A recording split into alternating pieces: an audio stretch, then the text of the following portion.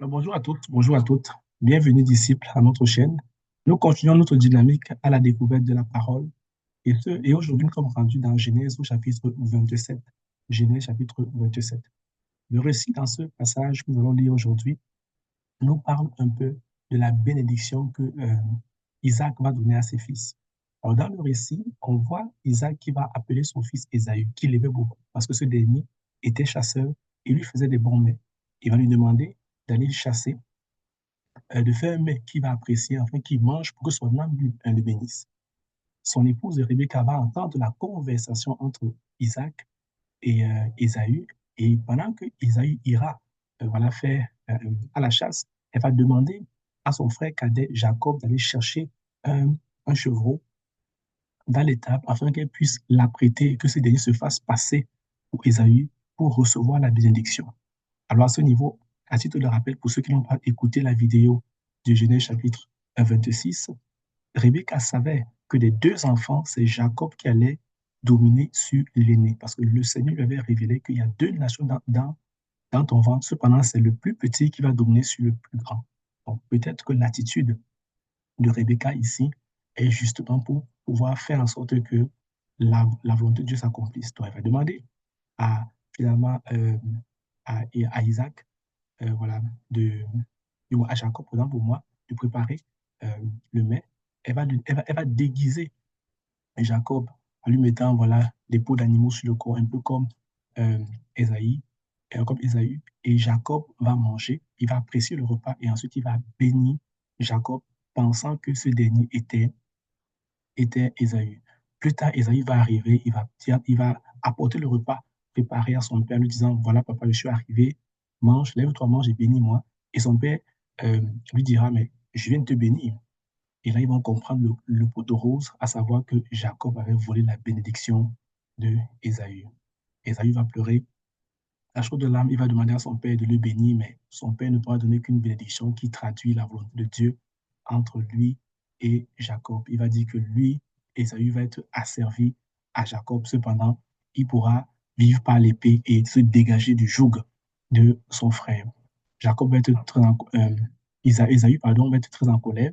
Il va décider de tuer son frère après la mort de son père Isaac. Il va décider d'attendre que son père meure pour ne pas tuer son frère tuer son frère Jacob par la suite. Sa mère Rebecca va l'entendre, elle va nous demander à son fils Jacob de quitter voilà, le pays pour retourner au pays de Charan. Et je rappelle que Charan était l'endroit où le aïeul Abraham vivait. C'est le pays là où Abraham vivait avec son père que Dieu lui avait demandé de quitter pour aller dans le pays qu'il allait le montrer.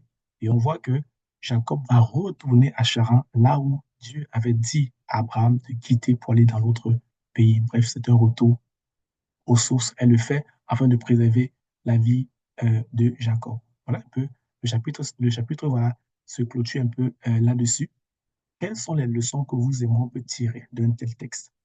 La première des choses, c'est qu'on peut voir que Rebecca a eu à pousser Jacob à se faire passer pour Isaü afin de voler une bénédiction. Mais il est important de remarquer ici que Rebecca savait que des deux enfants, c'est Jacob qui allait dominer sur Ésaü. Et par conséquent, c'est Jacob qui devait recevoir la bénédiction. Ça, c'est le premier fait. Le deuxième fait, qu'il faut se souvenir toujours dans Genèse au chapitre 26, c'est que Ésaü avait vendu son droit de naissance à Jacob pour un pot de potage. Il avait voulu manger et son frère a fait le choix de lui faire vendre son droit de naissance. Et souvenez-vous de ce que je vous avais dit, c'est que la vente du droit de naissance était une transaction en parole. Il a juste suffi que Ésaü accepte avec des mots de vendre son droit de naissance pour que son petit frère puisse le récupérer. On voit encore dans ce passage que Ésaü va dire ceci, va faire un repas afin que mon âme te bénisse. Deux choses encore, c'est l'âme qui bénit. Il a dit, donne-moi un repas afin que mon âme te bénisse. Et l'autre chose, la bénédiction n'est pas du matériel. La bénédiction est une parole. Et une fois que Isaac va bénir Jacob, il ne peut plus retirer sa bénédiction. Cela nous montre un mystère dans la bénédiction. Ce que vous et moi on dit, on ne peut pas forcément l'annuler par la suite. Une parole de bénédiction qui est partie ne peut pas être retranchée. Une fois que c'est béni, c'est béni. Une fois que c'est maudit, c'est maudit. Cela nous interpelle sur le pouvoir des mots, sur le pouvoir créatif des mots, sur la bénédiction que Isaac a donnée à Jacob. Il ne pouvait plus donner la même bénédiction à Ésaü. Donc, quand vous, dans votre vie, vous parlez sur la vie de vos enfants, faites attention à ce que vous dites. Parce que les paroles que vous prononcez, vous ne pourrez pas les enlever après. Vous ne pourrez pas les annuler par la suite. Ils sont partis et vont couvrir pour leur accomplissement. La bénédiction est une parole. Ton disciple, regarde à ce que tu dis et dis des bonnes choses. Regarde à tes enfants. Si vous êtes marié, si vous avez des enfants, peu importe, mariés ou non mariés, dites des bonnes paroles sur eux. Parce que ce que vous dites est une semence qui germera. Et on peut voir que, vu que Ésaü avait vendu son toit de Ness, par conséquent, sa prérogative de bénéficier de plus grande partie de l'héritage en tant que fils aîné, et c'était un juste retour des choses que soit Jacob qui récupère la grande bénédiction. La grande partie de la bénédiction n'était pas une question matérielle, c'est une question de parole. Parce qu'on verra dans la suite du texte que Ésaü va hériter des biens matériels de son père. Jacob partira juste avec une parole, mais il va prospérer avec cette parole-là que son père a déclarée sur elle.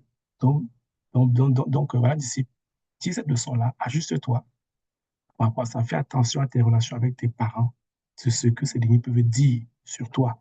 Ça va t'accompagner tous les jours de ta vie. Je t'invite à prendre le temps de relire ce passage, à tirer des leçons. On va les mettre en commentaire, ça pourra aider quelqu'un. La prochaine vidéo. Merci.